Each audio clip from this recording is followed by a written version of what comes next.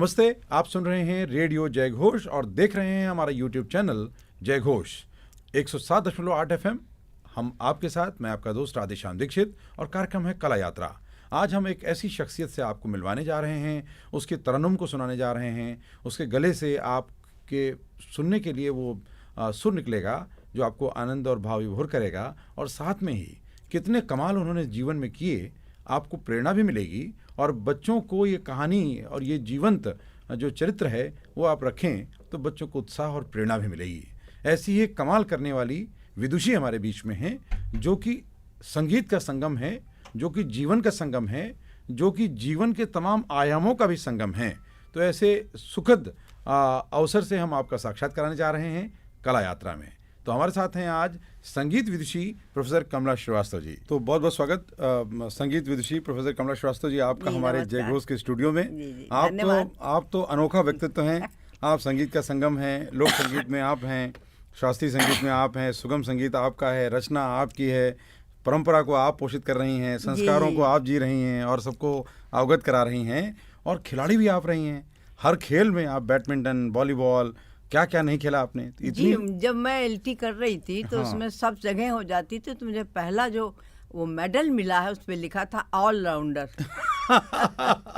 90 वर्ष की आयु में आज भी चहकती हुई दीदी किसी बच्चे के सरीखे सब कुछ दुनिया में समेट लेने का जो आपका फन है, जो आपकी हौसला है, वो सब कुछ है। और ये समेटे हुए हैं न केवल परिवार को, संस्कृति को, समाज को, और न जाने कितने विद्यार्थियों को आज भी इन्होंने अपने पल्लू के साथ बांध रखा है और सबको बांट रही हैं, क्योंकि आपके बांटने का भाव है, सबका प्यार मिलता है, प्यार मिल रहा है और आप प्यार बांट रही हैं। तो सबसे पहले और कोई बात शुरू करें, पहले तो आपके दिल से निकला हुआ वो गुनगुनाता हुआ गीत जो हमारे संस्कार के लिए ज़रूरी हो, चला ही जाए। ऐसा है कि जब मैं 7 साल की थी तो हमारी बड़ी बहन को सिखाने आते थे गिरजा साहब जी, यहीं के थे टीचर। तो मेरी तरफ तो कोई ध्यान नहीं देता था, उनको सिखाते थे, मैं घूमती रहती थी। तब मैं बाराबंकी में थी, ट्रांसफ़र होता था। तो एक दिन उनके टीचर आए, बड़ी बहन के, उन्होंने कहा कि आपकी छोटी बिटिया तो बहुत लंबी लंबी ताने जो मैं सिखाता हूँ गा जाती है।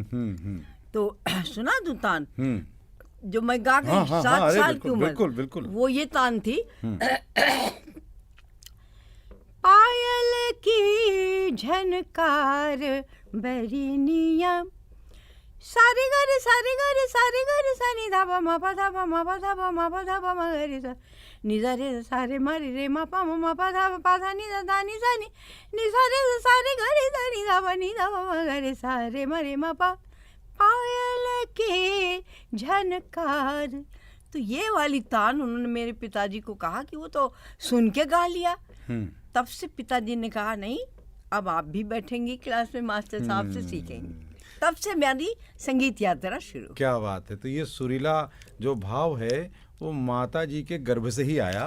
तभी 83 साल पहले 7 साल की आयु में आप ऐसे सुर तान पकड़ रही थीं जहां बच्चों को अभी भाषा का बुनियादी जो शिक्षा दी जाती है 6 वर्ष पर पहला दाखिला होता है पहली कक्षा में, और 7 वर्ष की आयु में आप जब भाषा का ज्ञान नहीं था तब आप सुर का ज्ञान था। तो आप समझ सकते हैं कि माता भी विदुषी थी, क्योंकि वो रामायण का पाठ करती थी, वो सुर में गाती थी, सुर में। हाँ। तो ये बहुत ज़रूरी है कि बच्चों के पालन के लिए माता पिता का जितना गुणी होंगे, उन्हीं की देन है। बिल्कुल। तो उनको भी हम नमन करते हैं।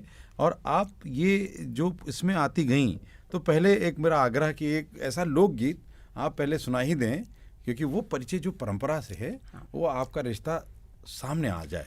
देखिए, लोक गीत जो है वो शास्त्रीय संगीत और जितने संगीत हैं सबकी जननी है। हमने जिंदगी भर शास्त्रीय संगीत सुनाया, गाया, सिखाया। भातखंडे कॉलेज प्रोफेसर शास्त्रीय संगीत के थे। लेकिन लोक संगीत उन रागों की माँ है, तो मैं लोक संगीत की तो पूजा करती हूँ और शास्त्रीय संगीत का आदर सिखाया बड़ा। तो लोक संगीत का क्या सुना दूँ? अब जो आपके दिल से निकले एक अपनी से रचना सुना दूँ। बिल्कुल। खन कई कंगनवा झनन बुले झान, आई है पिया मोरे घिरी आई शान, लाल लाल माथे पे चमके हो टिकुरी, अंगुरी माँ दमके नगीन जरी मुदरी, सोलहो सिंगार मोरे झूम उठे प्राण, आई है पिया मोरे घिरी आई शाम, ओहो आई है पिया मोरे घिरी आई सांझ। वाह, ऐसे क्या है बात 2-3 है। और। तो ऐसे सुरीले गीत अगर आज की जितनी भी माताएं हैं वो गाएं अपने पतियों के लिए, तो पिया वैसे ही आएंगे जैसे सांझ घिर कर बिल्कुल, आएगी। बिल्कुल। और अगर ऐसी सांझ हर घर में घिर कर आने लगी तो मैं समझता हूँ कि कोर्ट कचहरी के दरवाजे पर जाने की जरूरत नहीं रहेगी। क्या बात लोक है, संगीत की क्या बड़ी बात भूमिका है। जी। तो दीदी, आप इतने लोगों को सिखाती हैं, जी। तो ये आपकी जो शुरुआत हुई, एक तो आपने 7 साल में सुर साध लिया, हाँ, सुर साध। माता जी ने आपको पोषण भी दिया, जी। पिताजी ने आपकी इच्छा अनुरूप आपको रास्ता दिया, जी। और आप आराम से बहती हुई चली गई। तो ये ईश्वर की कृपा रही है या आपके लिए कोशिशें आपको ज्यादा करनी पड़ी? नहीं, मुझे बहुत ज़्यादा कोशिशें नहीं करनी पड़ी। ईश्वर की देन ही, माँ सरस्वती की मैं पूजक हूँ, तो माँ सरस्वती की देन है। मैंने शुरू से हमेशा हाई स्कूल में संगीत विषय लेके, इंटरमीडिएट में बीए, फिर संगीत सीखती गई, और संगीत मेरा पहले रहता था। मैं बहुत चंचल थी पहले, तो मैं अगर बाग में घूम रही हूँ, बाग पे पेड़ पे चढ़ रही हूँ, मजदूरों के साथ पुताई कर रही हूँ, और घर में खाना कुछ बना रही हूँ, तो मैं गाना तो बराबर गाती रहती थी। तभी माँ ने कहा, हाँ। जहाँ चले हाला जहाँ चाला। जाए हाला चाला, वहाँ पड़े पाथर पाला। क्योंकि माँ जाती थी तो वहाँ कुछ टूट फूट कुछ भी गड़बड़ हो हो जाती जाती थी। कुछ बर्तन गिर गया, कुछ ये हो गया। मैं बहुत ही मतलब चंचल स्वभाव की हाँ, थी। और इसीलिए आपने अपनी जिंदगी में इतना खजाना जुटा लिया कि बांटते बांटते वो घटने वाला नहीं है। न जाने कितनी जिंदगियों को संवारने का काम आप कर रही हैं। 90 वर्ष की आयु में भी इनके पास ना कहने की कोई कारण नहीं है किसी के लिए भी, चाहे वो विद्यार्थी हो, चाहे कोई बालक हो, चाहे कोई महिला हो, चाहे कोई बुजुर्ग हो, सब इनके बच्चे हैं, दीदी हैं उन सबकी। और दीदी कमला जी हम कमाल करते चले जा मैं रहे एक हैं। बात आपको बता दूं इस बात पे, आज भी मेरे पास मेरे विद्यार्थियों के फ़ोन आते हैं, दीदी ये लाइन कैसे गई है, ऐसे मैं फ़ोन पे बता देती हूँ, और फ़ोन पे सीख जाती हैं। हाँ। बहुत से आजकल मीडिया ऐसा हो गया, हमने कहा अच्छा लो उठाओ अपना मोबाइल उठाओ, मैं टेप कर देती हूँ उसको, तुम 2 दिन। तो इस तरह से आज भी मैं शिक्षा दे रही हूँ घर बैठे। तो ये बहुत अच्छी बात है कि ये छोटे छोटे मीडिया, ये जो आपका क्या कहते हैं उसको, सोशल मीडिया, मोबाइल जो, हाँ। हाँ मोबाइल जो ये फोन है, इससे मैं बहुत शिक्षा दे रही हूँ। क्या बात। ऑनलाइन क्लासेस लेती हूँ, तो खाली इंडिया से नहीं, कनाडा, जर्मनी और यहाँ से भी लोग आ जाते हैं। जो अभी मैंने लिया था एक वर्कशॉप, तो उसमें लोकगीत ही सिखाया, उसमें 107 लोग, 107। तो दीदी की ये बात और ये जो कोशिशें हैं और उसके जो परिणाम हैं, वो ये बताते हैं कि लोक संगीत के सामने संकट नहीं है, संकट जिनको उसके पोषित होना है उनको आगे आने का है। और दुनिया में इसकी चाहत रखने वाले बहुत हैं, शौकीन बहुत हैं, और परंपरा के पोषण में भागीदार बहुत हैं। लोक संगीत अपनी धरोहर है, उसे तो सीखना ही चाहिए। मैं तो कहती हूँ हर क्लास में एक क्लास लोक संगीत का होना चाहिए। हाँ, तो बोरियत नहीं होगी, आनंद रहेगा। और बच्चे बड़ा, छोटे बच्चों को सिखाना चाहिए। हमारी बड़ी लड़कियां तो, हमें बहुत स्टूडेंट्स हैं, सब आजकल वो भी सिखा रही हैं। एक से एक बढ़ के तमाम स्टूडेंट्स हमारी निकल रही हैं। आपने देखा अभी कुसुम वर्मा आई थी, वो भी मेरी शिष्या है, और कितना अच्छा अच्छा काम कर रही है। तो ऐसे एक नाम है, अगर सबका नाम लूँ तो बहुत हो जाएगा। हाँ। तो इस तरह की बहुत सी शिष्याएं हैं मेरी, बहुत जो कि अच्छा काम है। कर रही हैं। आप लगातार संगीत शिक्षा की आप अलग जगाए हुए हैं, और जी। खासकर इस समय आपका जोर ज़्यादा कहें तो 90% तक आपका लोक संगीत पर है। जी हाँ, शास्त्रीय संगीत भी सिखा देती हूँ, जो लोग कहते हैं उनको भी, लेकिन लोक संगीत पे आनंद ज़्यादा आता है। जी। उसी में मुझे यश भारती भी दे दिया गवर्नमेंट ने, संगीत नाटक अकादमी पुरस्कार भी मिला। संगीत नाटक अकेडमी ने लोग संगीत अवार्ड दिया, और करीब 50-60 अवार्ड सिर्फ लोक संगीत के हैं मेरे। अब अवार्ड तो छोटे हो गए, आप स्वयं चलता फिरता अवार्ड है।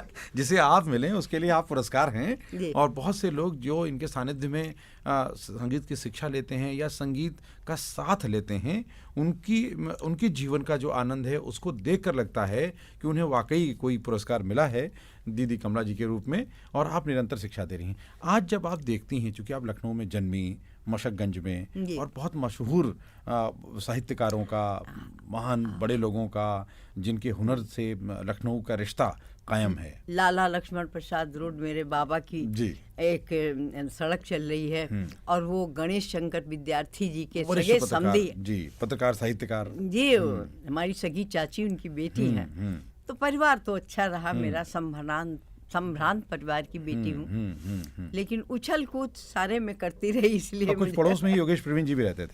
जी, योगेश प्रवीण जी से तो वो मेरे बहुत प्यारे भाई, और उनकी बात बताऊं, वो जिज्जी कहते थे और मेरे पैर छूते थे। तो बिना मेरी मतलब एक तरीके से वो बहुत, मेरी तो वो क्या बताएं, अब उनके लिए दिल भर आता है। बिल्कुल। ऐसे लखनऊ के व्यक्ति शख्स, हाँ, आज दुनिया में नहीं है। हाँ। पद्मश्री योगेश प्रवीण जी, ऐसा शख्स होना पद्मश्री मुश्किल प्राप्त हुआ, और उन्होंने लखनऊ उनके लिए, और वो लखनऊ के साथ जीते रहे। जी। और संगीत के बहुत सी रचनाएं उन्होंने की, और भातखंडे में विशेष योगदान दिया, और उसकी शुरुआत के साथ ही हमें योगदान तो दिया। समझ में नहीं आता वो लखनऊ में थे कि लखनऊ उनमें था। बिल्कुल जी। तो दीदी, ये जब आप शिक्षा की बात करती हैं तो एक मन में ये प्रश्न आता है कि आजकल विद्यार्थी गुरुओं का वो सम्मान नहीं कर पा रहे हैं, या गुरु भी उतना समर्पण, जैसे आप, कि आप खुला हुआ दिल है, आप बांटती जा रही हैं, बाकी गुरुओं को ऐसा दिल लाने के लिए क्या करना चाहिए, ये भी बताइए। और विद्यार्थियों को गुरुओं के प्रति समर्पित होना देखिए, चाहिए कैसे? विद्यार्थियों को सबसे पहले गुरु का सम्मान, जो आप गुरु को परख लीजिए, समझ जाते हैं कि हाँ कौन,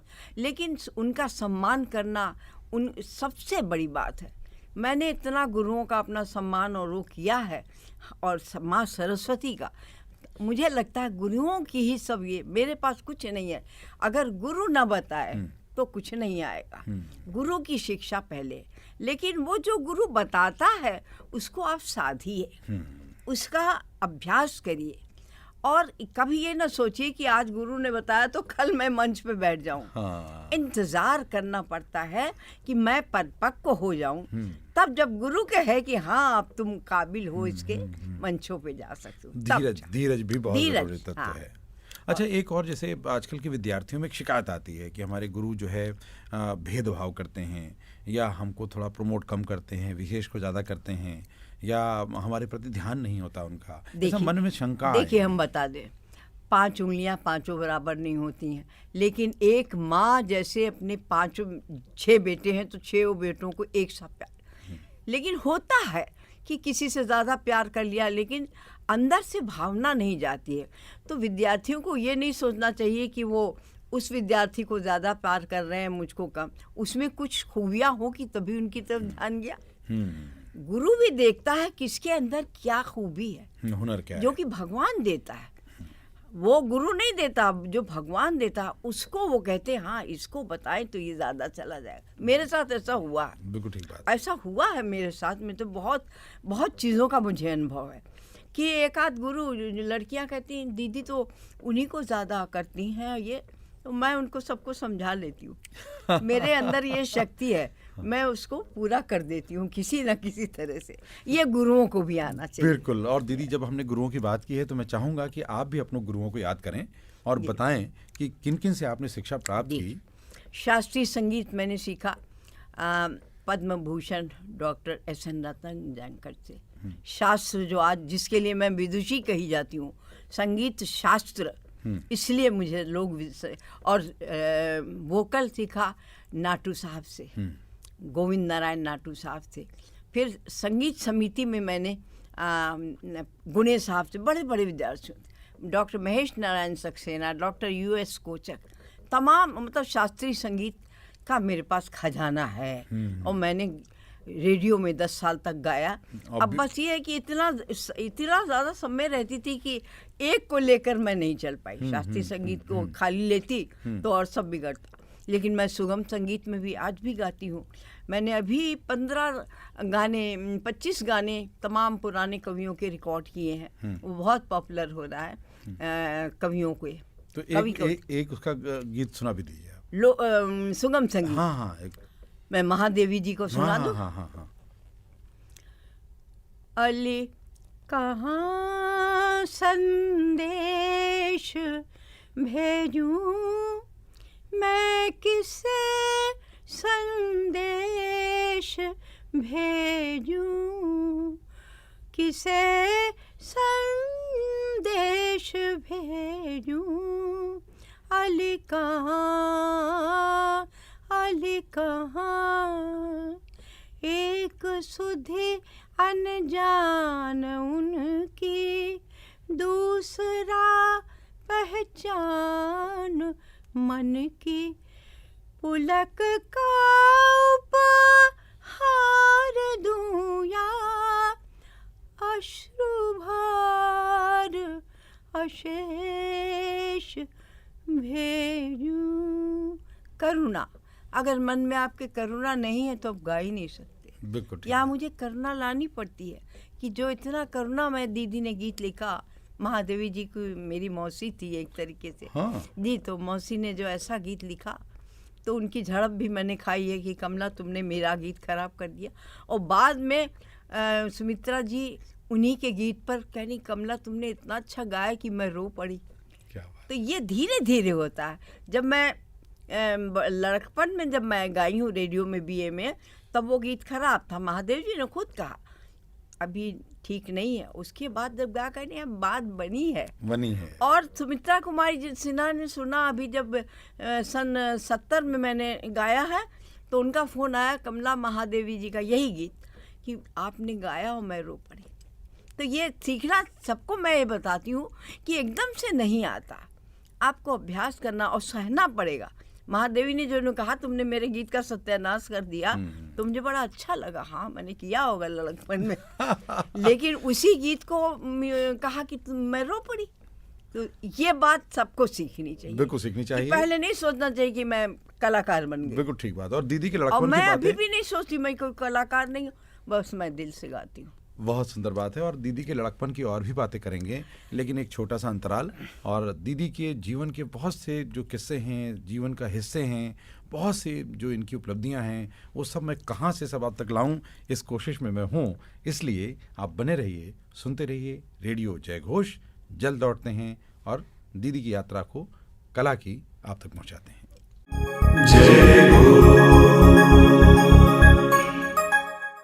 एक बार फिर आपका स्वागत है। आप सुन रहे हैं रेडियो जय घोष 107.8 FM और मैं हूं आपका दोस्त राधेश्याम दीक्षित। और आज आप कार्यक्रम देख रहे हैं कला यात्रा।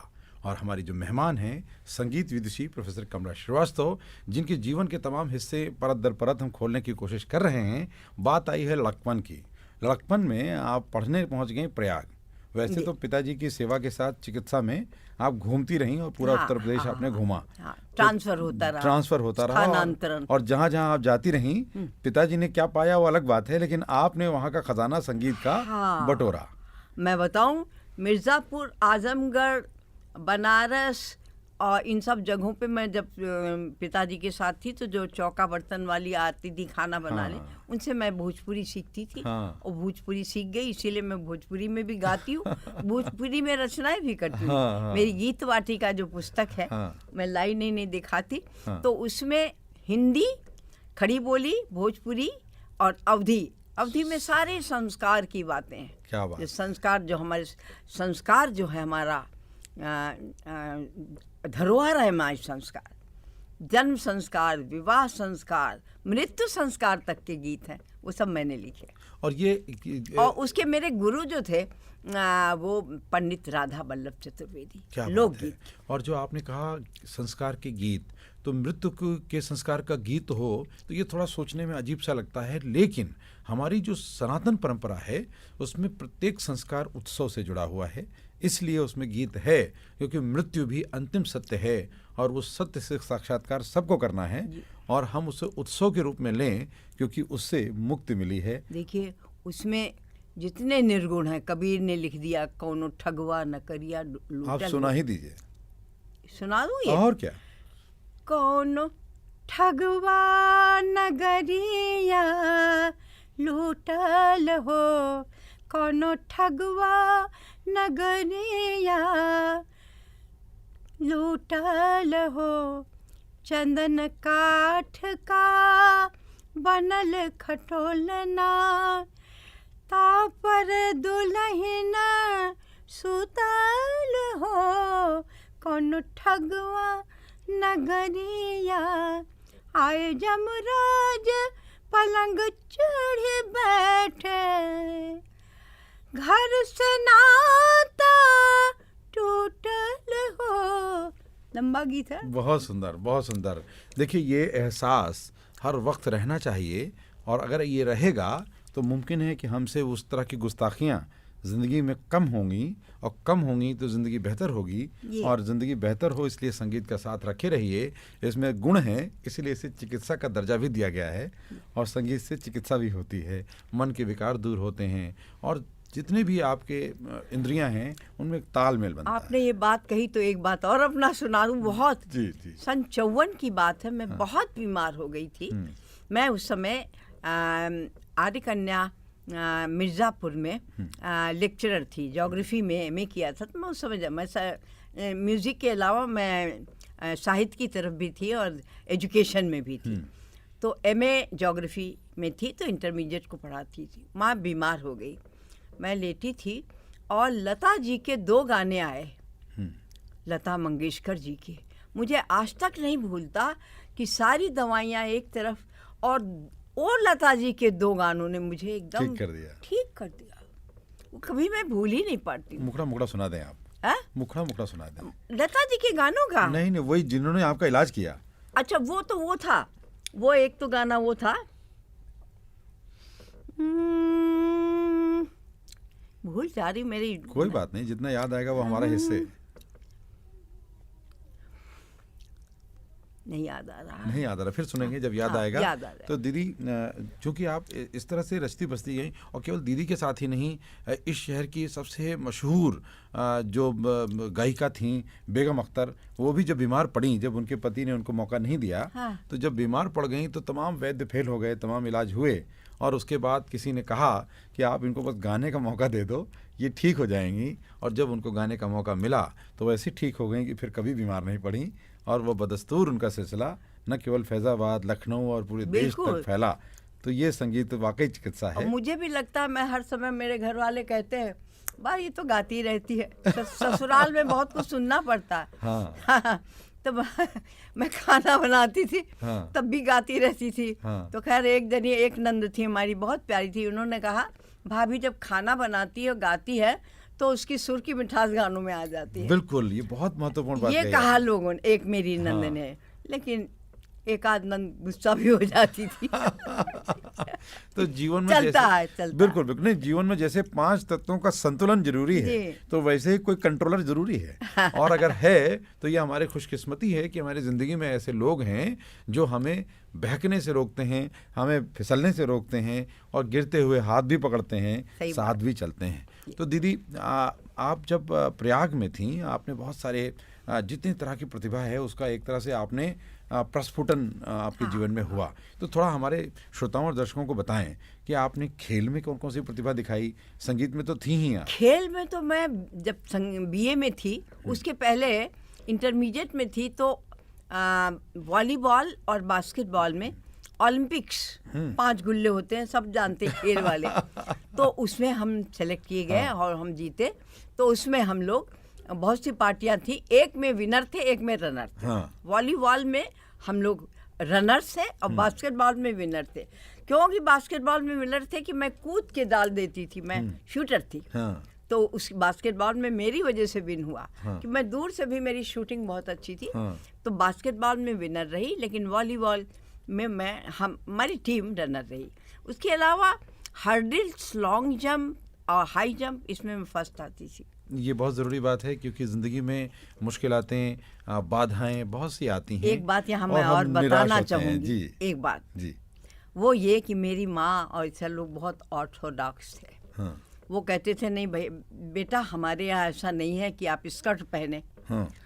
तो मैं सलवार को पतला कर लेती थी और उसी से फर्स्ट आई। तो मैंने कहा, माँ तुम्हारा कहना मैंने माना, बिना, और सब लड़कियां तो स्कर्ट पहनती थी, बहुत सी थी, तो हम सलवार में, और लोगों ने कहा ये सलवार पतली कर बांध के चूड़ीदार पैजामे की तक करके मैं फर्स्ट आई। क्या बात है। तो कई बार ऐसे आपकी ज़िंदगी में भी आपके बड़े बुजुर्ग जाने अनजाने माँ बाप की बात मानी, हाँ, लेकिन फिर भी तो फंसता है। आशीर्वाद पाते रहने के लिए, अपनी बात को मनवाने के लिए भी पहले कुछ कर गुजरना होता है। जी। ये सुनिश्चित करना होता है कि आपके अंदर कुछ है जो कुछ मदद देने के बाद और बड़ा हो सकता है और उसकी एक समाज में पहचान प्रतिष्ठा कायम हो सकती है। तो दीदी ने ऐसा किया और इस कमाल का नतीजा है कि आज 90 वर्ष की आयु में आप ऐसे चहक रही हैं जैसे कोई छोटी बच्ची अभी अभी जो इसका जन्म हुआ हो, और आपके गला भी ऊपर वाले की कृपा है, माँ सरस्वती की कृपा है कि आज भी उतना ही सुरीला कि बच्चे की आवाज़ सरीखा और हम सब सुन पा रहे हैं। और लता दीदी का आशीर्वाद इनके ऊपर कि उनके सुनने से इनके अंदर की ऊर्जा प्रस्फुटित हुई और ये स्वस्थ हैं। लता दीदी का याद आ गया। हाँ, मालिक तेरे बंदे हम, ऐसे हों हमारे करम, नेकी पर चले और बदी से टले, ताकि हंसते हुए निकले दम। बड़ा कमजोर है आदमी, अभी लाखों है इसमें कमी। बहुत अच्छी बात है, हमेशा कमी रहती है, लाखों कमी होती हैं, लेकिन इसी तरह संगीत वालों में भी लाखों कमियां हैं, उनको उभारना चाहिए और मिलकर उभारना चाहिए। क्योंकि जब हिल मिलकर काम करते हैं तो मुश्किलें आसान होती हैं और एक दूसरे के सहभागिता से आनंद की अनुभूति होती रहती है, तो तकलीफें ज़्यादा तकलीफ नहीं देती। बहुत बढ़िया। तो दीदी बांटती हैं और खुश रहती हैं, और इनको खुश देखकर न जाने कितने लोग खुश रहते हैं। और ये फ़लसफ़ा, ये ज़िंदगी का राज है जो सबके लिए आप खोल रही हैं। आप जीने का तरीका बता रहे हैं। लोग मौत से डरते हैं और ये ज़िंदगी का उत्सव मना रही हैं, और इस आयु में पहुंचते हुए लोग बिस्तर पकड़ लेते हैं और ये हर दिन तैयार हैं कि कोई और मौका हो वो भी न छोड़ें, हम वहाँ भी जाएं। तो ये ऊर्जा आती कहाँ से आपको है? ये ऊर्जा मेरे माँ बाप की देन है। हाँ। जब से मैं बचपन में, मुझे याद है कि मैं पेड़ पे चढ़ जाती थी तो मेरी माँ कहती थी कि उतर उतर, आ तेरे पैर काटती हूँ। हमने कहा हम उतरबे न करबे तो तुम पैर कैसे कटी हो। लेकिन जब उनके पास जाते थे कि चाकू लेके, हम हंसिया लेके गए, लो माँ पैर काट दो, चिपा कर रोने लगती थी। कहती बिटिया लगत है डर की कहूँ गिर ना जाओ। ये माँ का प्यार। बिल्कुल। और उन्हीं की माँ बाप ने मुझे इतना, मेरे पिताजी ने मुझे इतनी छूट दी। जबकि मेरे ससुर के घर में मैं आई तो मेरे तमाम से वो जो होते हैं ना, क्या कहते हैं उनको, अरे इनाम में जो मिलते हैं, कप्स, उसको मैं धो के रख रही थी तो मेरे ससुर की आवाज़ आई, बहू रानी के पिताजी ने बहू रानी को बहुत छूट दी हुई थी। मैं कब देख के उन्होंने कहा, इतने तभी जीते। हाँ, लेकिन वो तारीफ भी करते थे। जज थे, उन्होंने एक जज लोग का खाना है, मेरी बहू रानी फुलके बहुत अच्छे बनाती है और संगीत तो उसका बड़ा ऊंचा है। ये भी कहा, मतलब तो ये दिल से निकले हुए। मैं ससुर की प्रशंसा भी मैंने सुनी है। बिल्कुल, तो ये दिल से निकले, सुनी है प्रशंसा, तो ये दिल से निकले हुए उद्गार होते हैं कि जब दिल भरता है। रोटी बहुत अच्छी बनाती थी। हाँ। तो कहे मेरी बहू रानी फुलके बहुत अच्छे, फुलके कहते हैं। हाँ, नहीं फुलके तभी हैं जब वो फूलें। हाँ। अगर वो रोटी फूली नहीं तो फुलके नहीं हुए। लोग खा रहे थे, मैं एक एक बना के दे रही थी तो बहुत। तो ये भाव आता है, चाहे आप भाषा में रहें, चाहे आप भूमिका में रहें, चाहे आप संगीत में हों या जीवन में हों, क्योंकि जीवन अगर संगीत बन जाए तो आनंद बढ़ता ही रहता है, घटने का कोई कारण नहीं। और दीदी का जीवन संगीत है, माँ सरस्वती की कृपा। तो चलते चलते हम आपसे विदा लें, उससे पहले ये ज़रूरी है कि आपके सुरीले कंठ से वो गीत भी पहुंच जाए जो आप अपना संकलन नहीं लाई हैं। उसका भी एक गीत सुनाते हुए चलें।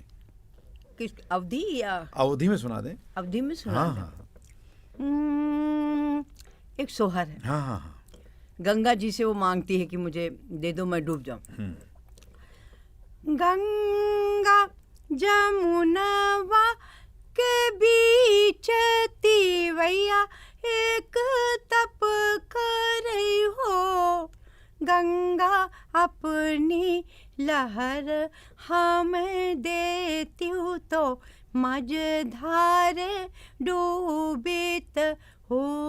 तो गंगा जी पूछती हैं कि तो है सास ससुर दुख नैहर दूर बसई हो। तो वो कहती है ना मोहे सास ससुर दुख नैहर दूर बसई हो। गंगा ना मोरे हरि परदेश कोख दुख डूबहूँ हो। रो कर कहती है कि मेरे को बालक नहीं, बच्चा नहीं है। गंगा आशीर्वाद देती है, जाहू तिवैया घर अपने हम नहीं लाहर देबई हो। तिवई आज के नववे महीनावा होरिल तोहरे हुई है हो। बहुत सुंदर। ये अलौकिक सोहर है। अलौकिक ये गंगा सोहर जी है। आशीर्वाद देती, वो रोती है कि हमें तो है नहीं बच्चा। हाँ। तो वो कहती है, बहुत अच्छी लगती और है। माँ गंगा का, माँ सरस्वती के माँ आशीर्वाद की गंगा और तरह माँ सरस्वती का ही मेरे ऊपर आशीर्वाद है। ये आशीर्वाद बना रहे और आप शतायु नहीं, आप दीर्घायु हों, क्योंकि शतायु होने तक तो आप ऐसे ही खेलती रहेंगी और अभी आपके कंठ से बहुत कुछ निकलना है, आपके हृदय से बहुत कुछ निकलना है, आपकी रचना संसार से बहुत कुछ निकलना है और आपके इस कला जगत की, आपके थाती की समाज को, हमारी पीढ़ी को बहुत दरकार है। तो हमारी ईश्वर से कामना और हमारे तमाम श्रोता ज़रूर प्रभावित हुए होंगे, उनके जीवन के अंदर कुछ बदला होगा और अगर ऐसा हुआ है तो आप इस वीडियो को, इस ऐप को अपने साथियों को, अपने परिजनों को, अपने दोस्तों को ज़रूर साझा कीजिएगा, क्योंकि उनकी ज़िंदगी में भी कुछ बदल जाए, एक दिन का ही सही आपकी हिस्सेदारी हो जाए, हम सबकी भागीदारी हो जाए और दीदी का भाव कुछ काम कर जाए, ऐसी हमारी कामना। आपने इतने प्यार से पूछा, उसके लिए मुझे बहुत अच्छा लगा, बहुत ही अच्छा लगा। और धन्यवाद। आप यूं ही सुनते रहें रेडियो जय घोष, उसके साथ आप भी ऐसे ही प्रेम करते रहें, इसको बढ़ाते रहें, क्योंकि एक ऐसा आंगन हमें बनाना है जहां खुशियां हों, आनंद हो, प्रेम हो, रिश्ते पक्के, मजबूत, पुख्ता हों और हम सब यूं ही आगे बढ़ते रहें। बहुत बहुत साधुवाद, नमस्कार। सुनते रहिए रेडियो जय घोष 107.8 FM। दीजिए अनुमति दीदी को और हमको भी। नमस्ते। जय